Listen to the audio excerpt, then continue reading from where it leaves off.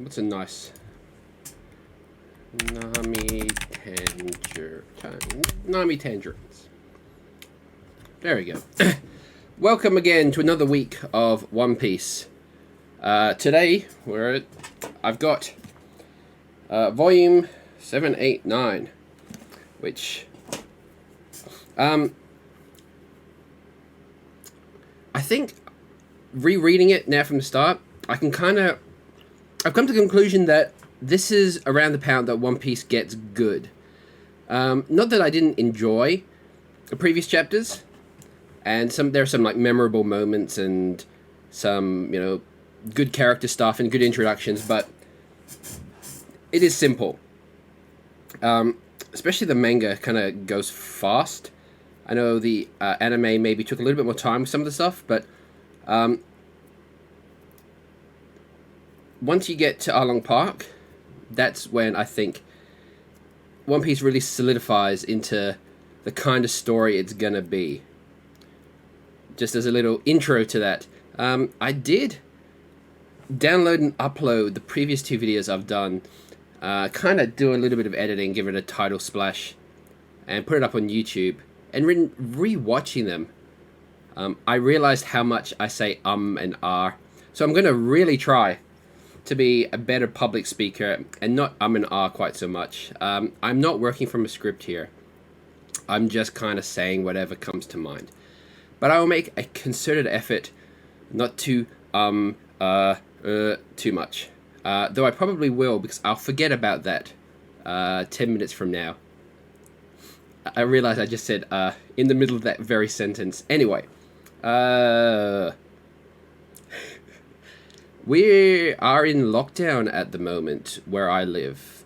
The virus has appeared once again after a very long absence, and we've gone into lockdown and stores are closed, which might prove a problem for me next week because they didn't have the next two volumes of One Piece, the next two collections. I did go into the store maybe a week or a week and a half before the surprise lockdown and tried to get them to order it in for me, but it seems it didn't stick because I contacted them about possibly mailing it to me, and they had no record of me ordering it, so I had to reorder it. But I don't think it's going to be ready to mail between this week and next week, which I'm probably going to have to... I don't know why I haven't done this before. I'll do a plug in case anyone wants to sponsor me, but maybe not too much of a plug because I know they're very litigious. I signed up to Viz's, Viz, because even though maybe a little bit after fan translations, they do have pretty much every Shonen Jump, well, probably every Shonen Jump. I don't know back catalog wise how much they have, but all the current stuff they have. Things like Robot X Laserbeam, I'm pretty sure that's finished. I think they're just chugging through the English versions. I know they say the latest episode of Golden Wind, which I know has been completed for a decade at least, so maybe it's just the English versions. But anyway, so I've been reading a lot of shonen. I can find fan translations of a lot of this stuff online easy enough. Sometimes you'll find a cool site to read manga and it'll get taken down, so it's something that kind of hadn't occurred to me. I'm streaming. I don't care. What was it? I lost my train of thought. Yeah. It kind of never occurred to me that there was an official site that a subscription site you could just pay and read everything. I don't know why it never occurred to me that such a thing didn't exist. I think because some other sites you just buy individual series or individual collections you would buy it from a bookstore. But I went to check, and it's oh, wow, I think it's $3 a month or something ridiculous for unlimited access. So I might just read the missing chapters online. I don't know, just as a quick rundown. Boruto, I don't care. Dragon Ball Super, the latest arc, what's he's called? I forget what the guy's called. The kind of villain so far. I'm sure he's not the final villain. It's kind of good. Vegeta kind of has had a little bit of time in the sun at the moment. Don't know this one. JoJo, obviously. I think I read the first couple of episodes. Dr. Stone is always a favorite of mine. It's science shonen. Instead of battles, it's like just coming up with, well, rediscovering technological advancements. It's cool. The Bleach one-shot was kind of interesting. I don't know whether there's going to be more of this. Like, I assume there's going to be. Like, if he was going to do, like, a one-shot after 10 years or something, it wouldn't have started, essentially, a new story with, like, story hooks and, like, a cliffhanger ending. So I'm sure there's more Bleach to come. But that was actually... Bleach was really good up until it really wasn't. And then it just went downhill from there. But, like, at its core, Bleach is very cool. One Piece, obviously. Jujutsu Kaisen, I haven't read yet. I've watched the animated one. I'm going to go...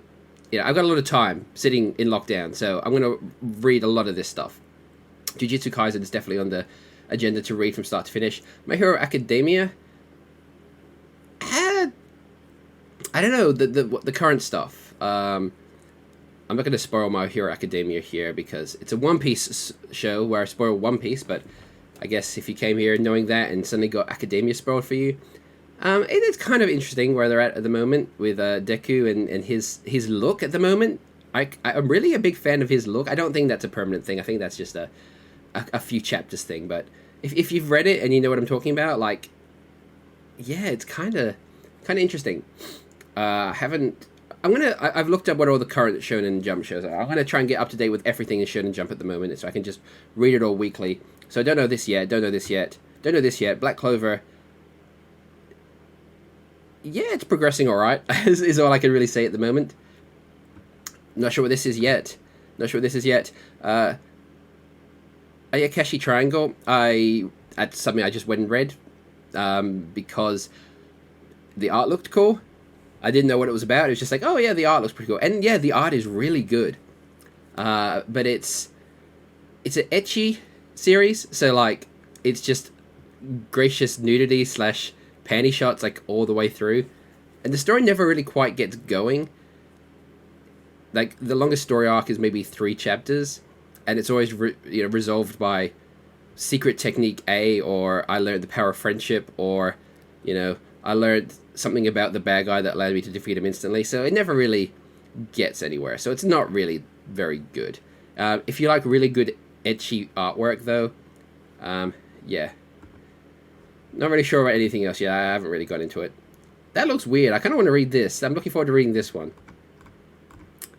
And then I think we're getting out of Shonen Jump. I think this is either older stuff or maybe Ultra Jump or something else. I don't know. One Punch Man isn't an Ultra Jump, I don't think. Maybe it's presumably just other stuff that Viz has licensed. Anyway, so let's talk about One Piece. I don't remember exactly where we... Oh, I should maybe just look. I can't remember where we ended last chapter and where we got this chapter. This volume. Okay, so... Alright, so they're about to throw down. The cooks want to protect the restaurant. The pirates want to take over the restaurant. So we get the big fight. Zoro, Usopp, and these 2 pirate hunter friends have already gone off to Arlong Park. Luffy has stayed behind because he owes a debt and he can't leave yet. They're throwing down. They're talking shit. There's minor skirmishes. We get... Was it before or after? I don't know. Pearl, one of Don Krieg's... Now, I had completely forgot about Pearl. I remember Gin, and I remember, obviously, Don Krieg. But I completely forgot that he had another henchman called Pearl, who's like a guy that wears, like, I don't know, some sort of armor thing. He's a pretty crappy, unforgettable guy. That's me forgetting him. But I completely forgot he was in this. He beats up Sanji a whole bunch, and then gets owned by Gin. Gin he's probably the MVP character for this arc, because he's like a demon. Like, he's Don Krieg's right-hand man, because he like mercilessly kills everyone and does Don Krieg's bidding. So he's like known for being just a violent killer. But legitimately, because he was fed by Sanji, he has like a legitimate hang up about killing these people, and especially killing Sanji. And like he really doesn't want to. So like he kind of, I think he grabs Zeph and like threatens to kill him as like, you know, as his non-violent way. Like he threatens and he says he's gonna like blow the guy's brains out. But he does it specifically so that he can try and, you know, resolve the situation and get them to leave without actually having to kill anyone. Or at the very least, like one person. And Sanji doesn't buy it. And he sort of forces Gin to like actually fight him. But, you know, there's an emotional arc for Gin that obviously like Don Krieg... no, Gin gets to the point where he just doesn't want to fight. He doesn't want to kill. I think he fights Sanji and he kind of beats him. But he just doesn't want to kill him. He just can't kill him. And Don Krieg does that thing where he's going to throw gas bombs. And all these guys have masks. And Gin does that thing where he tosses one to Luffy. And he forcibly puts one on Sanji's face to save him. But he gets the poison gas. And in the end, like after Don Krieg's defeated, like Don Krieg still wants to fight. But Gin like KOs him and takes him off. Even though Don Krieg at this point has basically said, you know, you're nothing to me, I'm going to kill you, you're no longer my crew, you're no longer my right-hand man. It is somewhat touching. And we get... Okay, so this volume actually has 2 sets of Straw Hat backstories. And in both cases, the backstories are kind of like part 2 of a 2-part backstory. So we get Sanji's part 2 backstory. So later on, way later in the series... Sanji has another backstory that happens before this backstory. So we meet Sanji. He is assistant, like, cook on a cruise ship of some sort, I think it was. And, yeah, he's learning how to cook and stuff. And all the other cooks, you know, complain that their customers don't eat all the food. And instead of throwing it in the bin, they'll eat some of the scraps. And Sanji's sort of disgusted by this, that they... you know, eat the dirty scraps. So this, I wanted to actually go back and reread Sanji's backstory stuff from Whole Cake Island, where it's revealed that he was a prince of the Germa Kingdom, an artificially enhanced... No, I don't know whether it was enhanced and he failed, or he was never enhanced in the first place. He was, you know, a prince of this kingdom, but he was like the runt, and he didn't have all the strength and powers his brothers had. And he took up cooking there, and I know he cooks... He tries to cook, but he's kind of shit at it. And he gives it to his mother, and his mother, like, eats it and is grateful for it. I don't know if there's any of the, you know, whether it's okay to waste food stuff there. I honestly don't remember if Sanji has any inkling that it's never okay to waste food. Or if that's something he develops later. And I don't know whether, you know, he has... Because he was still a royal... for some period of time. Like, I know he got thrown in, like, a dungeon and probably fed scraps, but presumably at some points, like, he was still treated as a royal and served fancy food, and the idea of touching leftovers or wasted food never would have occurred to him. But I can't say for sure. Like I said, I did intend to go and read the second backstory, but I didn't get around to it.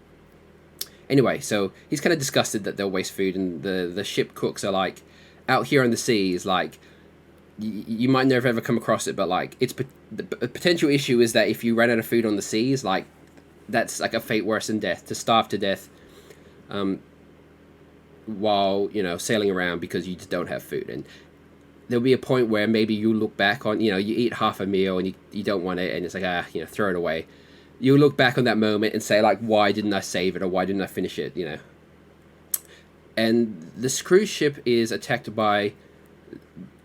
I can't remember what they're called, like the chef pirates or the cook pirates, or is it Zeph pirates? I don't remember. Maybe I'll just look it up. Why not?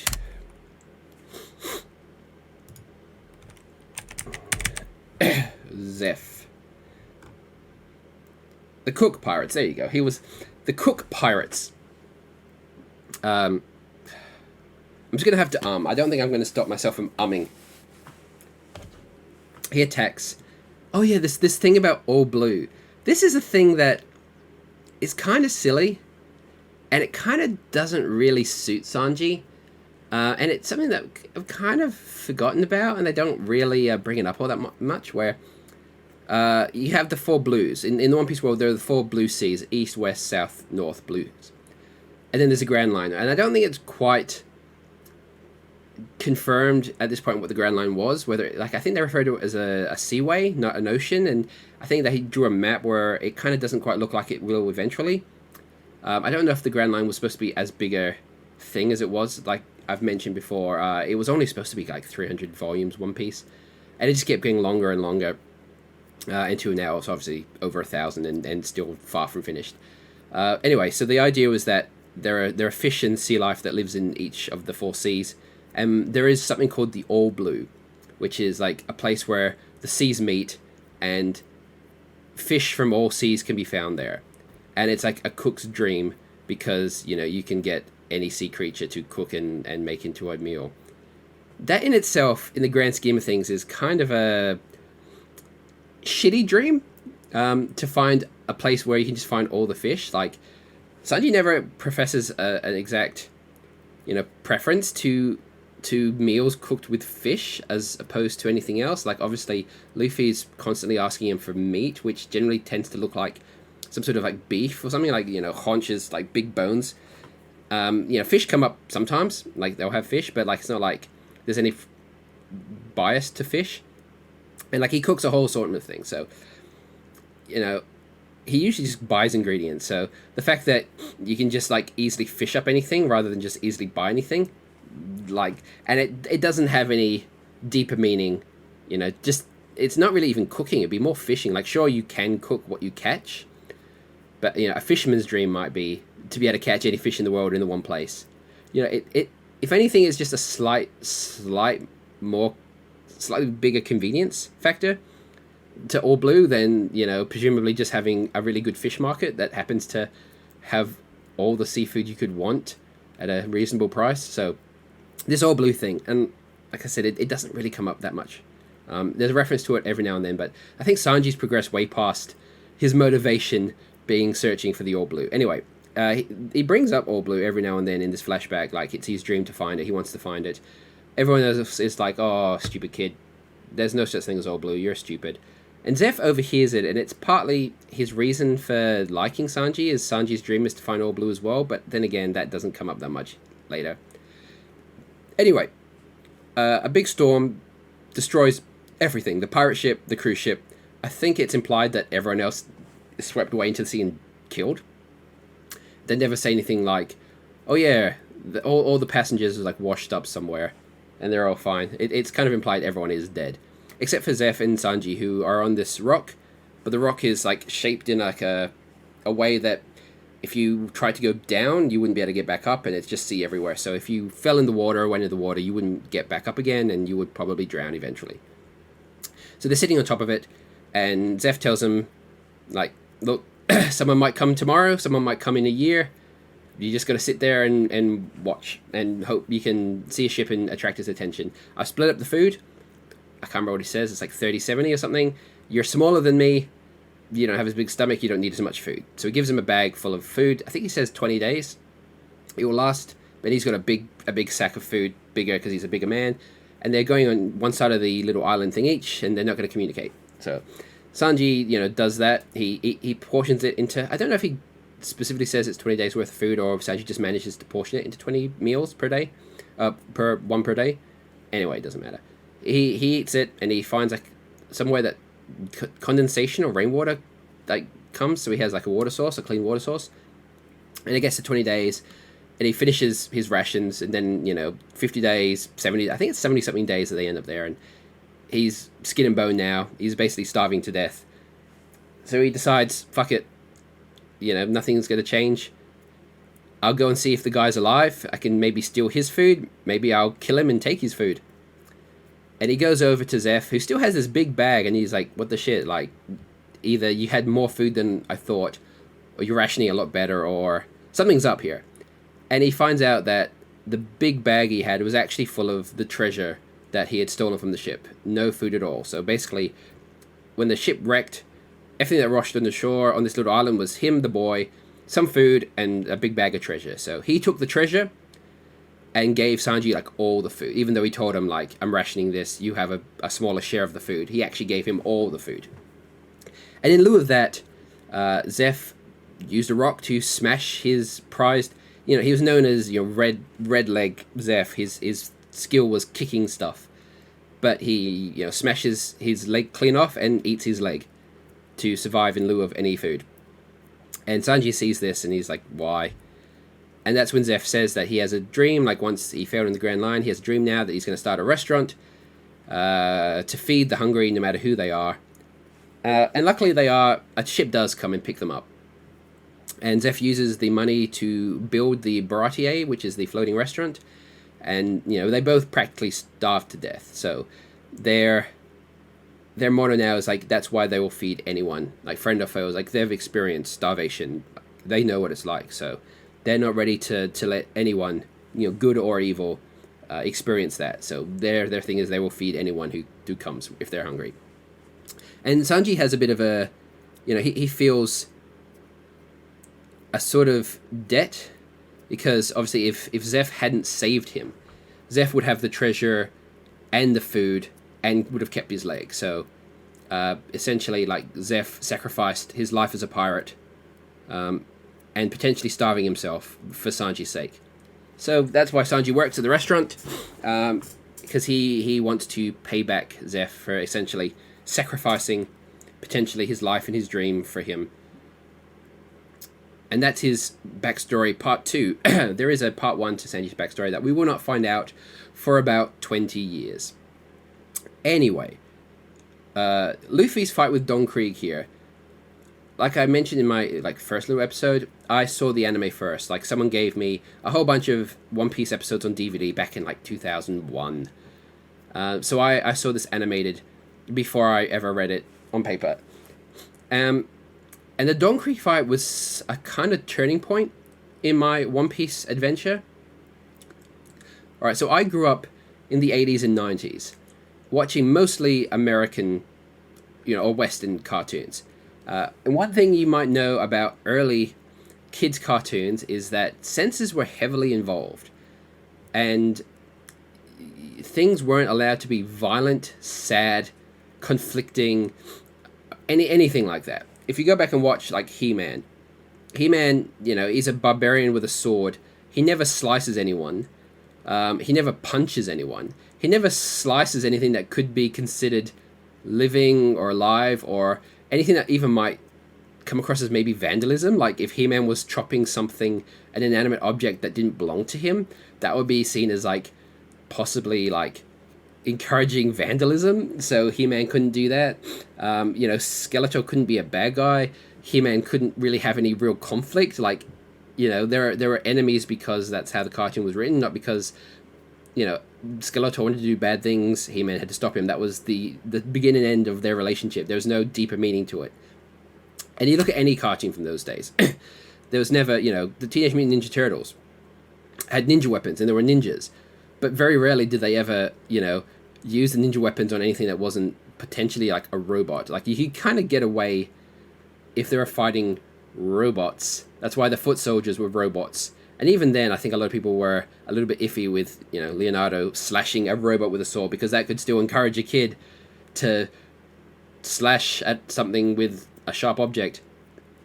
So yeah, obviously if you don't have the potential to be violent or promote fighting in any sense, then obviously there are no good fight scenes, especially in anything animated or any sort of adventure series. So, and this was back in 2001. I hadn't watched 10,000 hours of anime, or there weren't series Avatar or anything else sort of in the last 10 years from a Western point of view that could be a little bit more violent or a little bit more adult about things. So when I watched this, I was used to things not being serious or violent or having any meaning or showing, if you have a fight between super powered people, it would get pretty messy probably.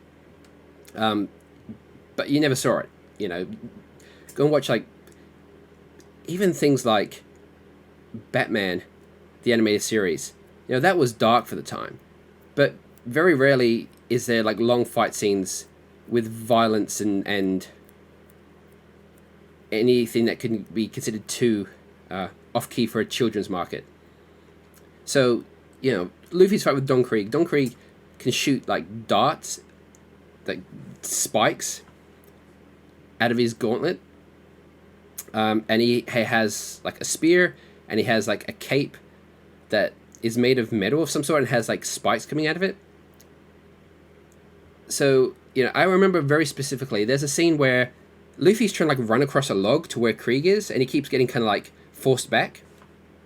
And then Luffy's just like, fuck it, I'm going to go and kick his ass. I think Krieg fires like a smoke bomb or something. And, so Luffy can't see, but like there's only one path Luffy can take across this like bridge type thing. So he just starts firing there because like that's where Luffy's going to be. And that's how he's sort of been keeping him at bay so far. So he does it again, and, Luffy's solution to this is literally just to take a few of these spikes to his body so he can get there and, punch. And I don't know if he punches him first, or once he gets close enough, Don Krieg realizes and puts up his cape, which is, like I said, it's metal of some sort or whatever, and it has huge metal spikes to protect himself. And he's like, yeah, you can't punch me because, I'm a wall of spikes in the way. And Luffy's solution to that, again, is just, fuck it, I'll just punch you. Like, my hand's going to get speared through it with a big spike, but that's the only way I'm going to punch you. So yeah, like Luffy runs across, gets hit multiple times with big metal spikes, and then, impales his fist, punching Don Krieg in the face. And like, you might not be able to get that now, but like at the time, I had not seen anything like that. In terms of violence, like, this is a fight where people get injured and people might die. And just like the raw guts and determination of someone to like get themselves so injured, to cause that much harm to their own body just to get to someone. Yeah, I remember it being a turning point where I was like, yeah, this One Piece thing, this is something different. This is like something I haven't seen before. And it's probably that first stage towards like me liking Luffy as much, watching him in this fight, where essentially like, his guts and determination to like take so much physical harm to himself in order to beat his foe. It's something that kind of, I'm not going to say changed my life, but changed my perception. And it is something I definitely remember. This is the point where I was like, yeah, One Piece is something different. This whole anime thing potentially is a whole new ball game.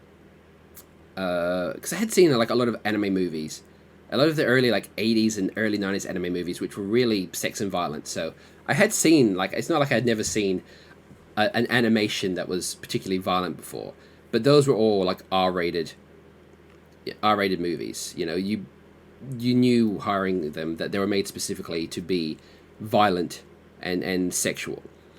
And I know One Piece wasn't necessarily a kid's show, but I know it was more of a free-running general audience thing that still had this kind of violence in it. So yeah, Luffy beats the shit out of Don Krieg, which was fun. Don Krieg's a pretty shitty villain in the end. He's nothing but just a guy that says, I'm strong. I can prove it. I've got like metal armor and I've got guns. And I say I'm strong. Everyone else says, oh, he's strong. And he gets beat up fairly easily. There's nothing more to him than that. But anyway, Ging takes Don Krieg away. They all leave. Happy days. They won. Of course, Sanji joins the crew. He basically tells Zeph that like he's here because, he's not leaving because he's got a debt to fulfill. Zeph kind of pretends to hate him and tells him, like, everyone on the restaurant tells him like his food is shit and they don't want him around. But they're lying. They really like him. They really like his food. But Sanji, realizes like he has to fulfill his dreams and be more than he is. He has to like go and experience the world. It's a kind of touching scene, like where Sanji like bows to everyone and says, like, they're all still like, you're shit, get out of here. But he does a thing where he bows his head and he says thanks to everyone, and everyone loses it. So it's a kind of touching scene. And then you have that weird bit where like a fish just flops out of the water, and is it Johnny or I can't remember which is which. Johnny or Yashiko. Who is it? I'm gonna.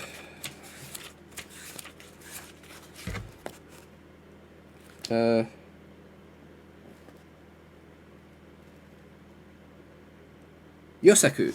It's Yosaku that flops out of a fish and says basically, he basically is there to fill loot. I think they forgot that, yeah, like Nami for some reason sailed off. He sent his crew and his friends after them. I think they realized that, oh yeah, Luffy was not going to know what to do next. Like Luffy knew they went off somewhere, but he's not going to know like what happened. So they had to come up with this idea where for some reason like a fish ate Yasuko at some point and just swam back to the restaurant and flopped itself onto the deck. Anyway, he tells him, yeah, like, you know, about Arlong. And this is, obviously, like I said, this series was going to be a lot shorter. So there are probably things that Oda knew were going to happen and had plans. So he mentions that, first he mentions the warlords. Like he does say that there are the Shichibukai, the 7 warlords of the sea. They're officially endorsed pirates. They can be called by the Navy at any point for anything. Like, I want you to do this. We're going to declare war on this person. All 7 warlords have to assemble and do as we command. But they're allowed to plunder. I think the idea is that I don't think they're really supposed to plunder, like, civilians, even though they do. But it's the age of pirates. There are a lot of shitty pirates around, and pirates that, like, will loot civilians. And the warlords are sort of more encouraged to plunder the lesser pirates, to keep the lesser pirates. You know, you're a preventative measure. You know, you want to be a pirate, you could come up against one of the warlords, and they're allowed to kick your ass, and they get to keep some of the treasure. I think the Marines, world government gets a cut. That's the idea. They're based on a real thing where there were like endorsed pirates, like back in 1700, 1600 or something. And we learned another one of the warlords is Jinbei, the captain of. They're referred to as just the Fishmen pirates here.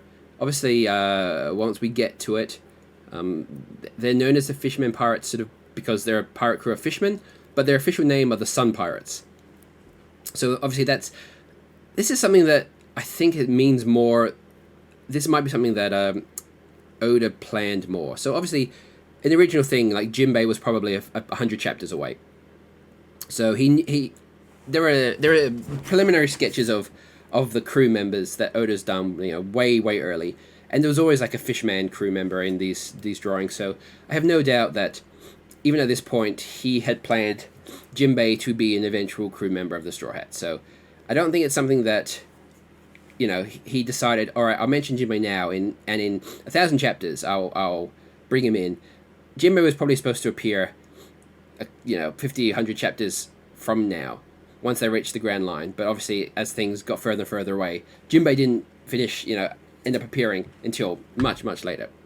But it's kind of cool that a plot point like Jinbei being a warlord and, being sort of the reason that he kind of let Arlong go, and it's kind of his fault that Arlong came to East Blue and terrorized everything. And once we get to Fishman Island, after the time skip, where he tells the story of like Fisher Tiger and how basically the history of like the delinquent fishermen from like the orphan district, and how they came together on the Fisher Tiger to become a pirate crew, and what happened to Fisher Tiger, how Jinbei kind of rose to fame, how he accepted and why he accepted the title of warlord in terms of Fishman Island and working with the government, and how Arlong was involved and their disagreement, and Arlong eventually leaving to then go on to be the bad guy of Arlong Park, which we see now. So it's one of those things where, like, I'm sure Oda had that story in mind and expected it to come a lot sooner, but the fact that it got pushed back, like, it still makes it even more impressive that after so many chapters, like so far in the future, when you start getting into Jinbei and the fisherman stuff, you go, wow, all the way back in like chapter 30, they mentioned Jinbei and the fisherman pirates in Arlong, and wow, that's cool. Like the Sun, even though they refer to them as just the fisherman pirates of the Grand Line, Arlong and all these people still have the Sun insignia on them. I think the Sun is gonna play more of a role in the future. This is theory time. This is Mowen's theory time. I think the Sun's going to play more of a role. Obviously, the Sun Pirates, the reason that it's a Sun is because some of the members were former slaves of the Celestial Dragons, the Tenryubito. and their mark is like a dragon kind of dragon talon. So if you can burn over it with like a marking that looks like the sun. So you can hide people who have the mark, the dragon. Former slaves. If you're a slave to the Tenryubito, they mark you with this like dragon claw looking thing, and so they just burn over the top with like a sun insignia, and then people who weren't slaves, they burnt them with a sun insignia as well. So, like, you couldn't tell who was a slave and who wasn't. So the fishermen have a history of slavery as well. So the sun's there, and just recently, in the raid on Onigashima, Who's Who was a character way in the future, mentioned something about the sun god Nika, who is like a patron deity of slaves, and the mere mention of a god told him about this sun god Nika, and a day later, the god disappeared, presumably killed off, and that's what Who's Who sort of escaped the prison because he started because he was getting tortured every day. He found himself clinging to this idea of Nika the sun god to save him, but he escaped because he figured he was next. So yeah, this Nika the sun god thing, a patron deity of slaves. Like, why would you bring that up? It's a weird place. It was like a fight in Onigashima that broke this up. If there's got to be some practical reason. So I think the sun and its connection to slavery and freedom, I think, is a bigger part of the One Piece story that we haven't quite seen the full impact of. Famously, again, this is not really theory, this is history. When Who's Who mentions Nika the sun god, the panel sort of shows this sort of figure. It's like a silhouette, and he looks happy, and he's jumping, and he's kind of a little bit bendy, and it says that's Nika the sun god. Way back from the fight with Who's Who, but forward from the chapter I'm talking about now, in Skypiea, at the end after they have defeated Enel, and they're having their victory party. There's a panel where Luffy is in front like of a fire, and he's in silhouette, and he's making a very similar kind of pose as the Nika panel. And I don't remember what the guy was called. I haven't got up to it yet. I forget his name. One of the characters like looks and like has a face of shock. And Oda has gone on record to say that the panel with Luffy as like a silhouette, like everyone is like jumping and dancing around the fire, and so Luffy's like front and center against the fire, and he's a silhouette. And Oda has gone on record to say that that's like his third favorite panel in the series. I don't know when he said this, like how far into the series he'd gotten, but it seemed like such a random. I should maybe look for some of these pictures.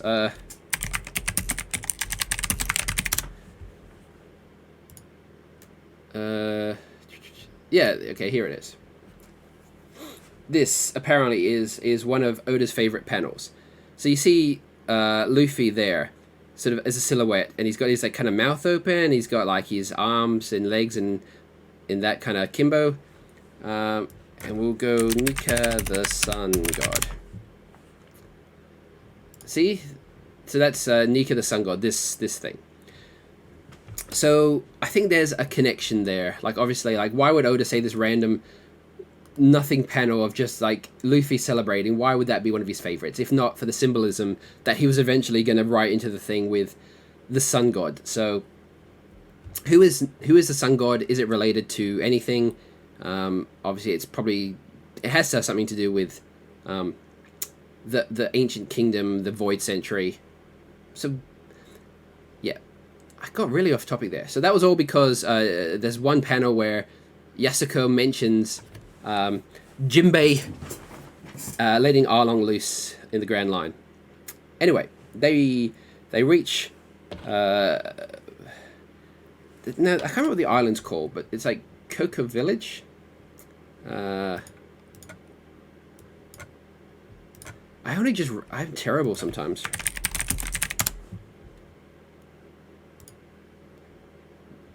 I don't really remember the fact that there was multiple villages in the Kukuyasi village. I think was it maybe translated different in the viz I was just reading. But yeah, there's a couple of villages on this island. Anyway, they go there, and they find this is where Arlong and his Arlong pirates, including Hachi, the sort of he's still a bad guy. He does kind of a couple of crappy things in this arc, but he's kind of goofy, go lucky a little bit. And obviously he comes back as like a major character on the good guy side much later. Oh yeah, I'll have to talk about cover page stories in a second because that's relevant. I'll just say it now. I kind of forgot to mention, but yeah, last issue, it's the first cover arc story.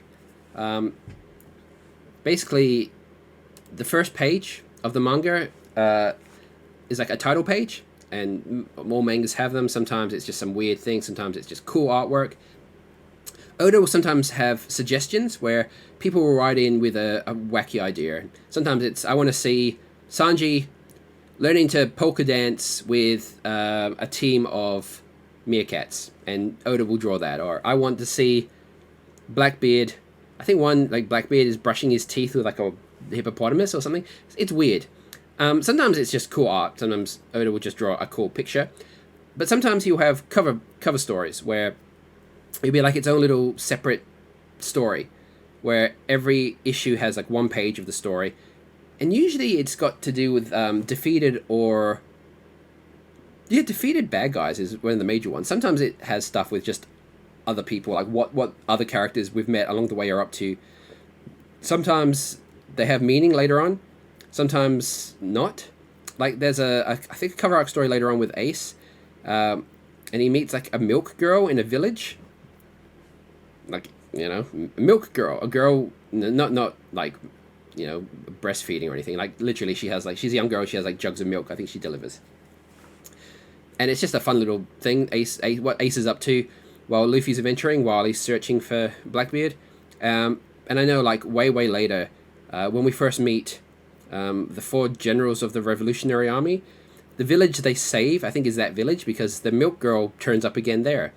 So it's not really relevant to the story in any way, but like it's a character introduced in a cover story that comes back later, and there's a few of those. So this is the first cover story. This is basically the adventures of Buggy after he was defeated by Luffy. He's like a little chibi guy. He's got like a little head, and he's just got his arms and legs, and he goes on an adventure where he tries to eat and then is almost eaten by a bird. He meets Gaimon, the guy in the treasure chest from that really weird like 2-chapter side arc from first volume. More importantly, he meets a sexy woman who is also after Luffy and has a grudge against Luffy. So Buggy, and we found out it's Alvida, the big fat woman. She's sexy now through plot convenience because I'm pretty sure she ate the devil fruit that makes her slippery, and for some reason that also made her into a sexy woman from like a giant disgusting ogre woman who's I'm not dissing, but I'm not body shaming. Like she's specifically drawn to look like a big ogre woman, but now she's sexy, so good on her. And Buggy gets his crew back, and he sails off with this new sexy woman to find Luffy and to get their revenge combined on Luffy. I just thought I'd mention that because, the cover stories, sometimes they're really relevant. Like, I mentioned Hachi before. He has a cover story where he meets Kami, the mermaid, and they open a takoyashi shop, I think? Some sort of restaurant thing. And then obviously when we meet, when we get to Shabondi? Is it Shabondi? It's one of those words I read, but I don't know how to pronounce. Shabondi Archipelago. And we meet Kami and Hachi again. And that, obviously if you didn't read the cover story, you wouldn't sort of have that intermediate what happened to Hachi to get to that point. So yeah, we meet Hachi there, like I said. He becomes a major player later on. But he's kind of a dick here. And then this is where One Piece gets dark.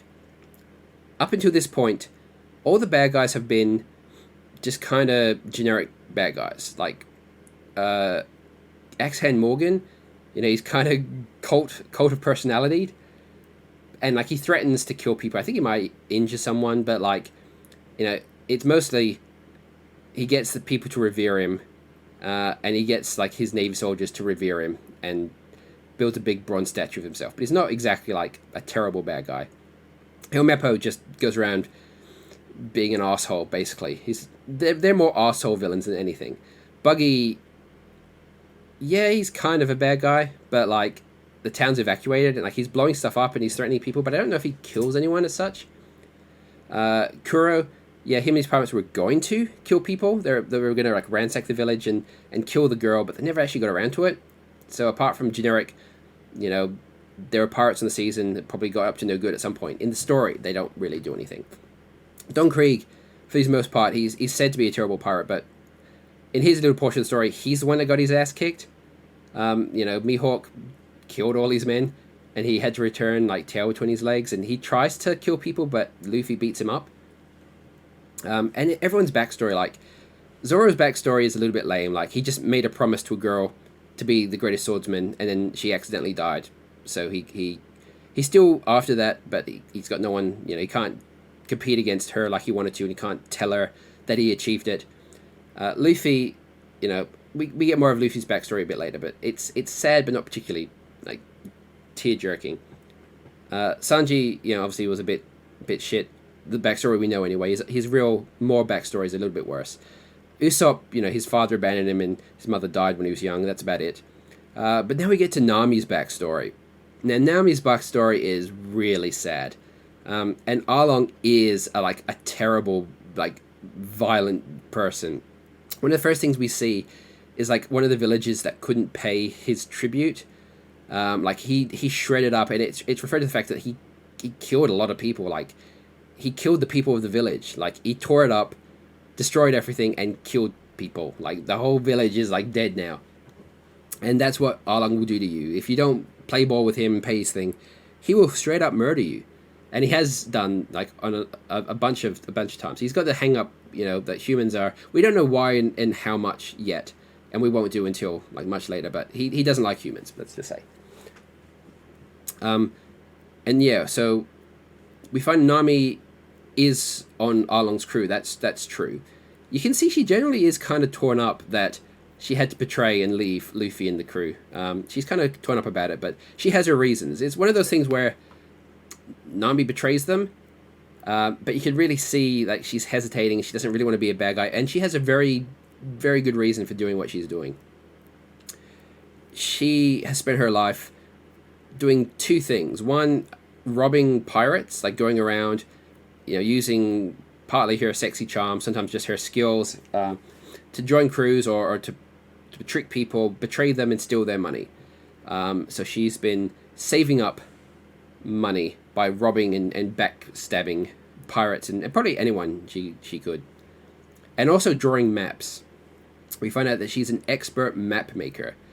This is a thing that's a little bit I'm not going to say it's lame, but I mean, you never really get a good reason for why she's into map making or why she's good at map making. In her flashback, she's just oh yeah, I drew a picture of an island. Oh, that's really good. Yeah, I'm going to be a map maker. I'm going to draw a map of the world. There's no real intrinsic reason that she just likes to draw maps, I guess. But her dream is to sail the sea, see everything, and draw a map of the world, which is fair enough. But it's not Sanji with his cooking.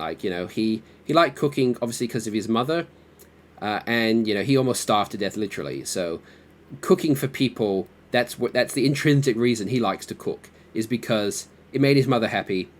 And he almost starved to death. He knows the value of food in the high seas and cooking for people. So, but there's no real intrinsic reason to Nami enjoying map making apart from she does. Anyway, and also it never really goes into detail why she's as good as she is. She's only supposed to be 5 here, and she's already an expert map maker. And there's no real explanation apart from she's just talented in general. Anyway, that's not really the point. So in the back. Am I up to her backstory? I must be. Apart from, Arlong is just set up as this, violent killer. In Nami's backstory, we find out that she and her sister Najiko, is that how I pronounce her name? I'm going to make sure. Najiko.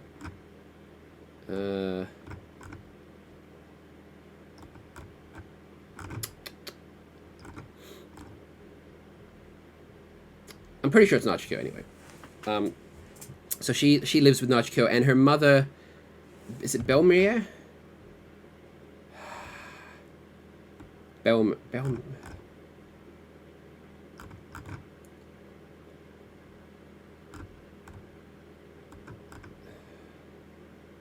Belmere. I think that's how I pronounce it. It's one of those names that I think it might be French or something, but obviously it's in a Japanese manga, so it's never probably pronounced. How do you pronounce that? If you got a French or an English name, and obviously in the Japanese version they won't pronounce it like how we would in English. So is the correct pronunciation how it should be, like French or English or whatever, or should it be pronounced how it is in Japanese? Never really figured it out. Anyway, so the three of them live in this little village on the outskirts. They have a tangerine orchard, and Belmere was like a little bit of a firebrand in this village when she was younger. She was a bit of a rebel girl. And it looks like she left for a fortune and became a Marine. A tough fighting Marine. And in some battle, something happened. You don't know who she was fighting against or what she was fighting for. But everything was wiped out. Lots of people died. She was on the verge of death when an orphan girl carrying an orphan baby came up to her. And she decided she was going to live for them. So she adopted the two girls as like her daughters. She returned back to her village. And now lives, I think it's stated that like growing tangerines is their source of income. But she's their makeshift adopted mother, and they're her adoptive daughters. And she has some kind of very tough fights with Nami, where Nami basically, is a bratty kid and starts having fights and basically says, we're not really family. I'm glad we're not family. And this shakes Belmere up because, she loves these girls like her own daughter. And she knows that Nami's just a kid. She doesn't know what she's saying. But she gives Nami a big slap in the face for basically saying, we're not real family. And Nami sort of says, look, because they don't have much money. It's implied that, Belmere doesn't eat. She eats tangerines that she grows because she literally can't afford food for all of them. So she gets food for her daughters and doesn't eat herself. Hand-me-down clothes. They can't afford to, Nami steals books from the bookstore because, she knows that they don't have any money. And she kind of figures it out that, Belmere's not their real mother. She has no blood ties to them. And I think she's got this mindset that, family has blood ties. So, if you haven't got that blood tie, then you're not real family. And you don't, she doesn't quite get why someone would act like her mother figure and genuinely love her when they're not actually family. And he says to her, like, I realized if we weren't here, you would have money to eat. You could have pretty dresses. You could buy nice things. Obviously we're a burden to you. And that kind of shakes Belmere up. And that's when sort of Arlong attacks. We find out later that after Fisher Tiger died, Arlong tries to attack the village that sold them out. And he unfortunately runs into Kizaru, who's not Kizaru yet. He's not an admiral. I can't remember what Kizaru's real name is. Kizaru obviously means yellow monkey. Each one of the admirals, it's like Borolo or something. They have a...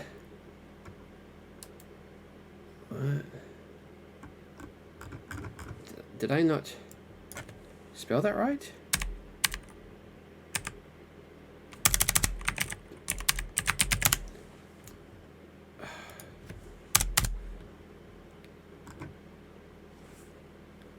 Am I doing something wrong not to get good results?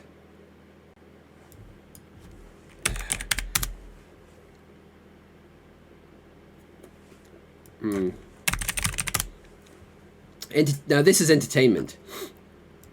I'm gonna have to like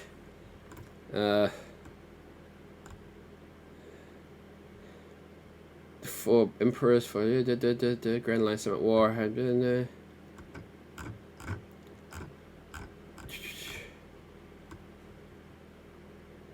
yeah, wow, there's no actual just page for admirals. Sakazuki, Fujitora. Wow. So there is a page for Kizaru. Why wouldn't it find it? Borsellino. There we go. That's what I was looking for. Borsellino. So he wasn't quite an admiral yet. He was merely like a navy captain or something. Borsellino. and he got sent to Impel Down. And when Jinbei accepted the title of warlord, one of the things like he could pull strings in was to get Arlong released from prison. So Arlong gets released, basically throws it back in Jinbei's face and says, you got me out, thanks, but fuck you. And he goes off to East Blue, which is where we come up with him now. Him and his little crew attack the village and basically go around saying that everyone has to pay a fee. I think it's implied it's going to be monthly, but he asked for a large sum, so I don't know whether that was just the initial amount or whether he expected it every week. I don't know. And if you don't pay it up, you die. I will physically kill you if you don't pay up. And the two girls have run away from home. This is where Nami sort of threw a fissy fit about not being blood related, and if they went around, Belmare's life would be so much easier. And this is where Arlong turns up, and they realize, like, the village realizes that Belmare doesn't have enough money for her and her two daughters. I think it's like 100,000 berry for an adult and 50,000 per kid. I think she has 100,000, so she's got enough either for herself or for her two kids, but not both. But the kids aren't with her, and she adopted them. I think she just picked them up on this adventure she had, brought her back, and just started living there. So there's no official record of her having kids or them being adopted. I don't think she did any paperwork. They just lived with her. So, I think they catch the kids and tell them, like, don't go back home. You have to run away. Like, you're gonna die if they catch you, because we don't have the money for you. So you just have to run away. And Belmare, she does a kind of cool thing where she does get the upper hand on Arlong at first. Like, Arlong goes to open a door and she like busts through him, pins him down and puts a musket in his mouth. But, Arlong has those big jaws, so he eats the gun. And they have a standoff, but Belmare is like, all right, like, I'll give you the money for myself, sure. And they say, yeah, all right, checks out. There's no record of you having any kids or anything, so sure, that's right. But then she breaks down and cries and says, all right, no, actually, that's the 100,000 is for my two daughters. I can't, not be their mother. I think she realizes that they're going to have to be sent away, like, secretly for this ruse to work out. Like, they can't pay 100,000 and then, have the next time they rock up realize there are two kids there as well. But she basically pays the 50,000 each for her daughters and says that's for my daughters. Like, I don't care. And this is where it gets really dark, because Arlong just pulls out a pistol and says, you do realize, like, the kids come out, so everyone sees that the kids are there. So there's no doubt that, there's three of them, and she has the money for two of them and not for herself. And so Arlong says, all right, you can't pay. So, like I said, I'm going to kill you. And it does. Takes a pistol in front of the kids and in front of some of the villagers that come, just puts a gun to her head and just clocks her in the head. Dead. Obviously, this is the darkest thing that's happened so far. Like, Nami told her mother figure, they're not real family, and, you'd be better off without me.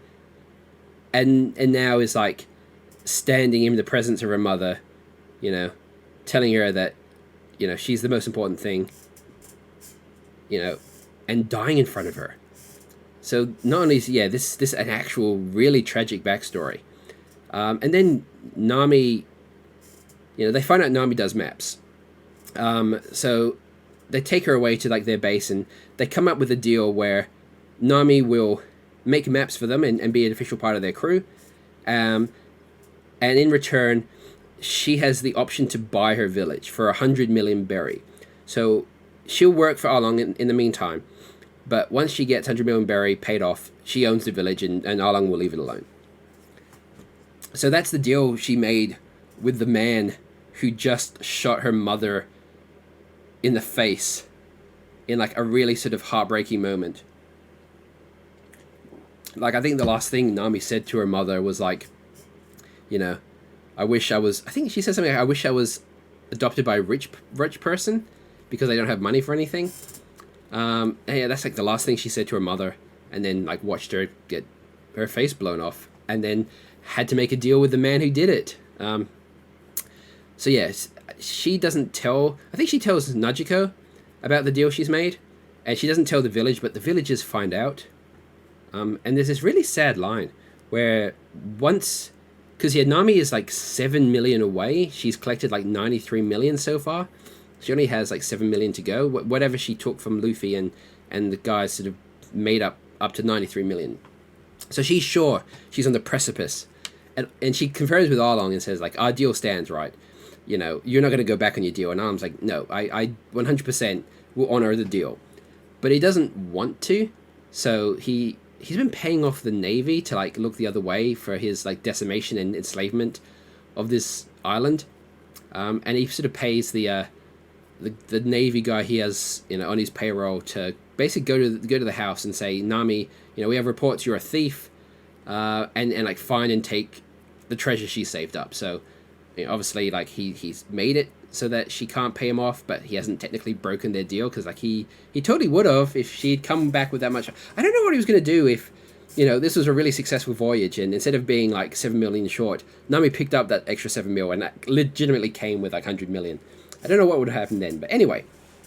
So Arlong has basically broken his promise without breaking his promise, and Nami sort of loses it here, and the village should have come clean that says like they knew, like I think when she sort of says that when she's a little girl that she's going to work for Arlong, the village kind of turns on her because, you know, they're killing and enslaving and extorting everyone, and you know this little girl is going to join them, like.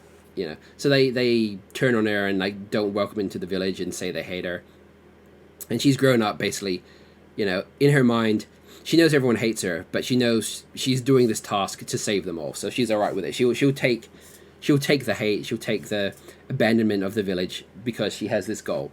And the village sort of comes clean and says that like they knew all along what she was doing, but they didn't want. If she knew that they knew that she was going to try and save them, like if she ever thought of quitting, she would feel bad that like she knows everyone's counting on her. So the villagers didn't want her to know that, so that if Nami ever actually just gave up and quit and left, she would have, you know, no regrets about doing that. Like she was trying to save them, but no one knew she was trying to save them. So if she decided at some point like this is too hard, I'm just going to skip town, leave it all behind and escape to a better future, she wouldn't know that they knew, you know, that they were counting on them. Like, have I said that right? Yeah. If she knew that they were counting on her, she wouldn't have that out to give it up and leave and be free. So they never told her that they knew. And now that it's, you know, it's obvious that the Navy has taken her money, she says that she's going to try again, and like through tears, like I don't know if that's just desperation, but the villagers say that, you know, they kind of made a promise that, you know, while Nami was trying, they would not fight and not raise a ruckus, but, you know, shit's gone belly up now, so now, yeah, they're gonna like fight back against Arlong, basically.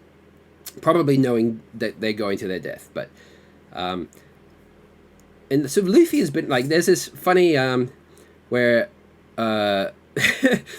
so going back a bit, when Usopp, Johnny, and they've tied Zoro to the mast because Zoro, he only just got that slash from Mihawk, like within, I think it's like the same day. So I think they sew him up, but like they tell him you can't move around or this like gigantic gash is going to open and you're going to die. So like to keep him from moving around, they tie him to the mast of their little ship. And as they're sailing into the island, they can see like the fishermen and stuff. And they think they're going to get caught, so Usopp and Johnny just abandon ship and leave Zoro to his fate. And the fishermen, like, you know, take Zoro to see Arlong. And they do this back and forth thing where, yeah, like Zoro's with Arlong, and then like he escapes, but then Usopp goes to try and find Zoro, but he's not there, so he goes back, and they keep missing each other. And that's when Zoro and Usopp both have their individual encounters with Nami, where she basically says, like, I betrayed you, I'm part of the Arlong crew. Zoro, it's funny, Zoro's tied up, and Nami actually gets there's a few scenes where Nami straight up, like, punches, and it's not, like, Nami punches her crewmates, like, a lot, but it's always comedic, like, you know, her crewmates, you know, will say something dumb or sexist or ridiculous, and she'll punch them in, like, a comedic fashion. But, like, yeah, she legit, like, lays into Zoro in the sea. I think it's the only time she ever does something like this. But yeah, like lays into Zoro.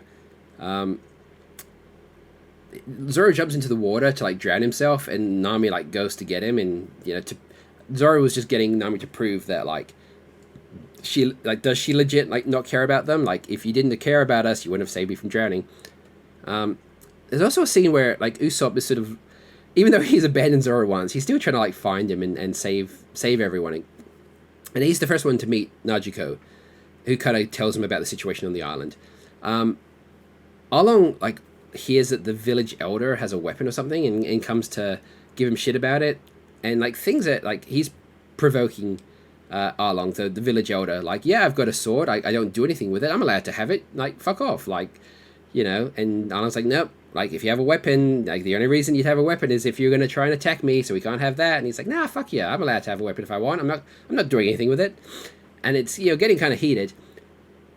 And yeah, there's a lot of time where Usopp kind of stands up and be's braver than like he ever has before. But I forgot about this moment because like things are getting fiery, and Arlong it's kind of looking like Arlong's going to start killing this guy. And yeah, Usopp gets on top of the building and snipes him with like a exploding, what does he call them? Fire stars, exploding star. Yeah, like Usopp gets on top and like snipes and blows up Arlong. And then like stands up there and does one of his lies where he says like he's the great captain, he's got 1,000 soldiers or something. But yeah, I forgot about this moment. This is like the first time Usopp like legit stands up to danger and uses his strength of being able to snipe from a distance. And I completely forgot that this happened. But yeah, there you go. This is the first time that Usopp does something very heroic in a very Usopp manner. It doesn't do anything. Like Arlong's not really hurt, and so Luffy does turn up with with Sanji and Yasaku, and he kind of gets the lowdown, but he doesn't care about, like, this is where Najiko like tells them the backstory of Nami, and Luffy's just like, I don't care. Like I don't care what her motivations were. She's on my crew now. I'm going to take her back. Like that's all I care about. And he walks off. He doesn't listen to the backstory. And I think he runs into Nami once or twice, and Nami every time tells him like, why are you here? Like I betrayed you and stole your shit. Like I don't care about you. Go away. But Luffy kind of just hangs about still. This is the first time obviously Zoro and Sanji met on the Baratie. I was going to talk about the scene. One of my kind of favorite parts of this volume, I think it was in this volume or was in last volume, is when Luffy is like on the hook for being like paying off the damage he did to the Baratie by being like a servant for a year. And this is one bit where he's around and Zoro, Nami, and Usopp like go to the restaurant to give him shit, like, hey Luffy, like we just come to this restaurant to eat, and what are you doing here? You're gonna have to serve us now. It's kind of that, like, you do that to your friend. Like if you knew your friend like worked at a restaurant or like was in some sort of shit, you and your friends would like turn up to like rib him about it and like make him serve you and stuff. It's a kind of like really like one of the you don't really see scenes like this. Like later on, you never get moments where they kind of fuck around like just a bunch of mates rather than like a pirate crew. So yeah, I really like that just one scene in the beginning of the Baratie where they turn up to eat food while Luffy is like stuck serving them or being like a servant. I just wanted to bring that up because I forgot about it last time or whenever I was talking about the Baratie. But these scenes here are when Zoro and Sanji start like being antagonistic to each other. It starts off, I think, Sanji just keeps talking about how he wants Nami, he wants to see Nami again, and how Nami and Najiko are sexy, and Zoro kind of just doesn't get along with him. I don't know exactly what sets Zoro off. I can't really, apart from just being annoyed at Sanji's general antics, but this running theme throughout the rest of the series of Sanji and Zoro's kind of rivalry and being at each other's throats constantly. This is the first time you see that. So like straight away, like obviously they like each other. I don't know if they like each other now, but as the series goes on, like they are comrades in arms, even though they're at each other's throats. Like they will save each other. They will sacrifice themselves for each other. But yeah, so this is just that first scene of just them being antagonistic, which I thought was funny because it's just it's the first time. So we have one of the more famous scenes from One Piece when basically Nami realizes that Along betrayed her, and he didn't break his deal, but he totally broke his deal, and he's like laughing about it, like, "Huh, like I didn't break our deal. What are you talking about? I didn't do anything. Like the Navy did it, wasn't me." And Nami's kind of like heartbroken, and she's like, "Oh well, I'll start again from scratch. Like I'll just get another 100 million berry together." And the villagers come clean and say, like, "Look, we knew what you were doing. We just didn't tell you because we wanted you. We kind of hoped. It's kind of implied, yeah, that they kind of hoped that she would just give up on this dream of like stealing money enough to buy the village back. So they kind of hope that she would just go off and be happy sometime. But they tell her, look, we sort of said that while you were doing this, we wouldn't cause trouble, but that ship sailed now. Yeah, we're gonna go and fight. Probably gonna die, but we're done sitting around." And Nami loses it. She collapses on her knees, and then Luffy turns up, and probably there are sort of more emotional scenes, probably a couple in the rest of the series, but this was the first real emotional moment where Nami turns to Luffy and says, like, "Help me." Like, up until this point, she has been like telling all the Straw Hats, like, "Fuck off, I don't need you here." But this is where she breaks down and says to Luffy, like, "Help me." So Luffy gives her his hat, and you don't have or do you have the walk? I don't know. I know that the walk is a big thing in the anime. Like, I just read this, like, literally, like, an hour ago. I don't know, maybe the walk is an anime thing. Maybe it's just, like, one panel in the manga. It's...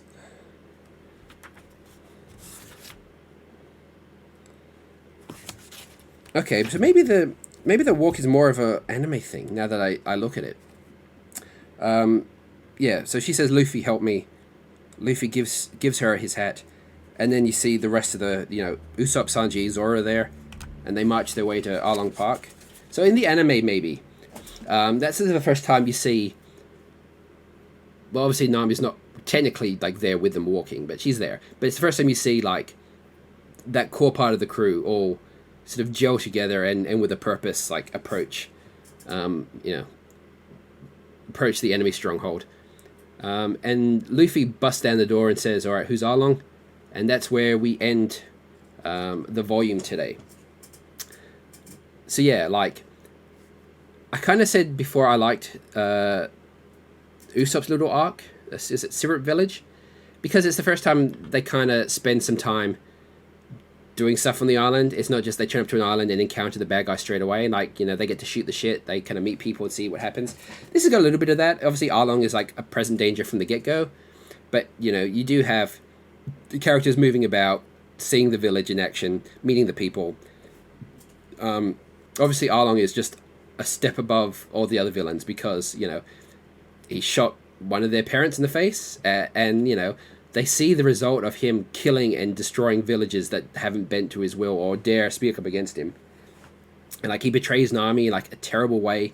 And they keep going about how strong fishermen are and how strong Arlong in particular is. So like he's a step above in terms of villains. Like you really want, like Luffy and his crew have gone to fight him. Like you really want him to be beaten. Like some of the others, like you wanted them to be beaten, but they were going to be up to no good, or they were up to vague villainy. Like, you really want to see Arlong get his comeuppance because of just how much of a bad guy he is. And you really understand what Nami was trying to do, and you really feel for Nami in this one. Like, you can feel why she betrayed the crew. You could see that she didn't want to, that she genuinely, like, liked being with Luffy and the rest. And this is the first time she's been betraying and stealing since she was 5. This is like the first time that she's kind of slightly regretted what she's had to do. You really like, that how much Luffy just doesn't care about any of her backstory or anything she might be doing. He doesn't care if she's right or wrong. He doesn't care, whether she, did mean to betray them or there's something else. Like all the other characters are like pretty sure that something's wrong and she's not really a bad guy. I don't think Luffy cares one way or the other. Like, all he cares about is that he chose her to be, like, his crewmate, and that's exactly what he's going to do. And, yeah, So we're geared up for the big fight at Arlong Park. Now, the Baradier was cool. Like I said, that fight scene, especially when I saw it originally, that fight scene was like a big moment of like this, fights are for real. You know, the hero's not going to always just get through a fight unscathed. Like, even if he wins, like, he's going to come off with some level of injury. Like, he has to put his body on the line to win this.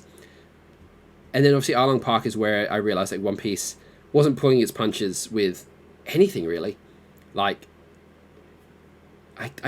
again, I don't remember in the anime how explicit Belmare getting shot in the face was, but it's obvious what happens. Like, even if you don't full on see it, I think in the manga chapter, like, you see Arlong standing there, like, and the explosion, and like Belmare flying back with like flames coming out of her face. I don't know if it's that explicit in the anime. I can't remember. I haven't watched it for a long time.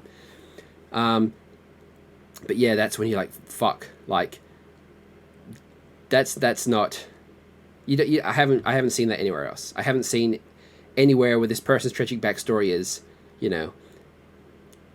her mother was in front of her telling her that, she loved her daughter and then got blasted in the face.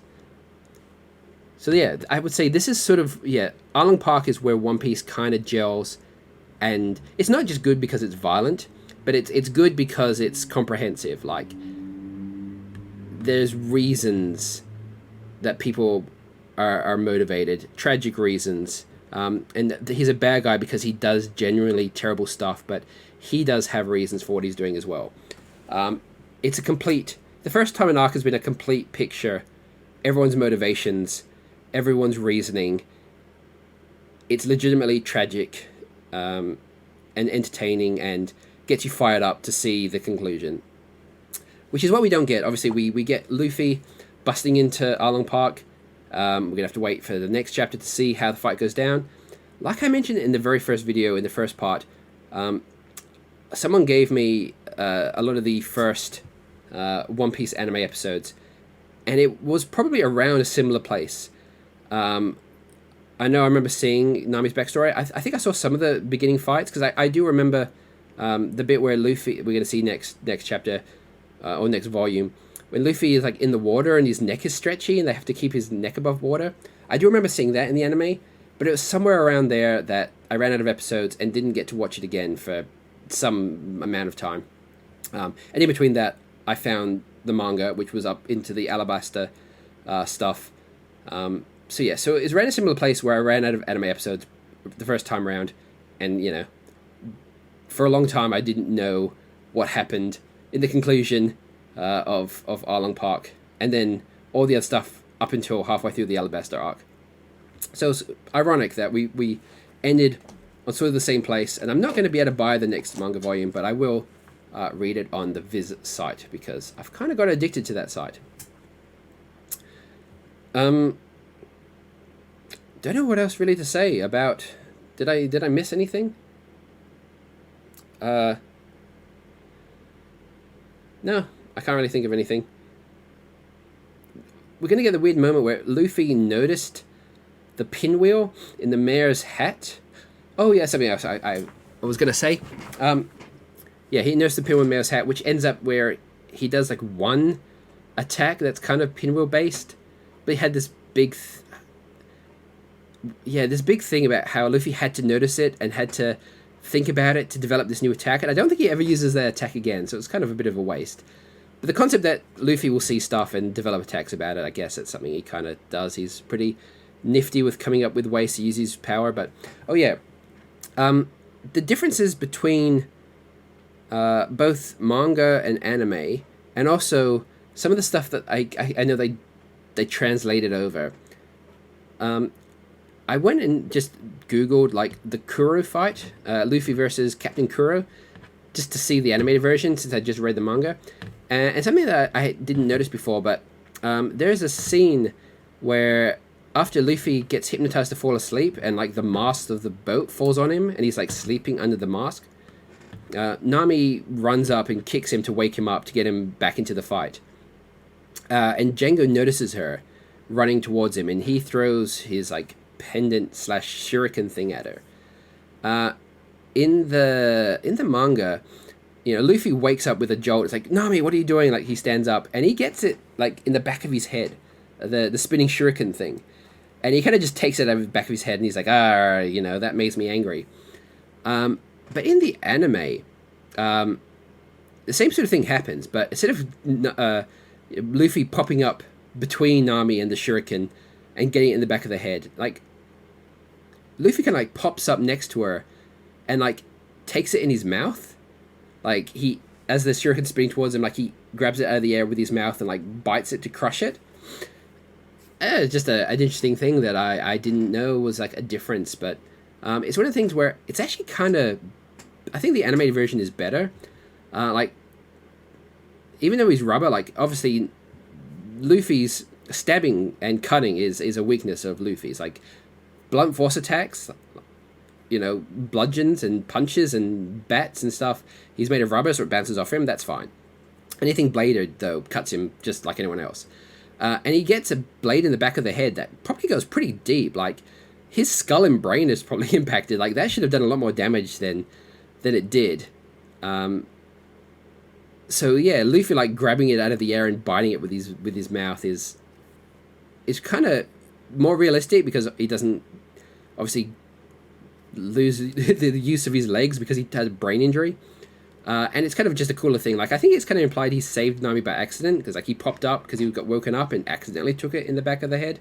In the anime version, he pops up and very definitively like saves her by grabbing it out of the air and eating it. So there you go. That little part of the anime I think is better.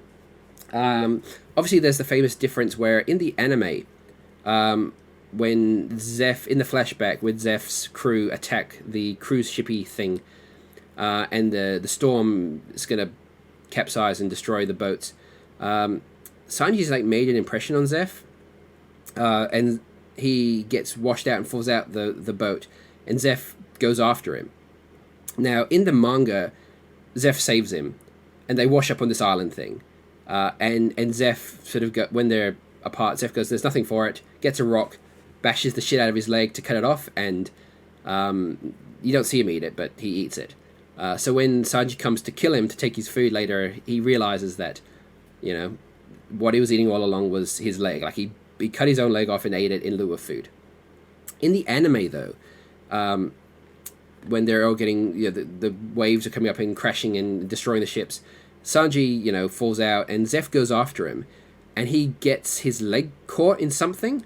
I can't remember what. He gets his leg caught, and he sees, like, Sanji's, like, floating away, and he makes a judgment call to, like, wrap an anchor around his leg and clips something, and the anchor spins and goes down, and the chain rips his leg off, so he can go swim and save him, and then he just doesn't have a leg. So in the manga, he eats his leg to survive.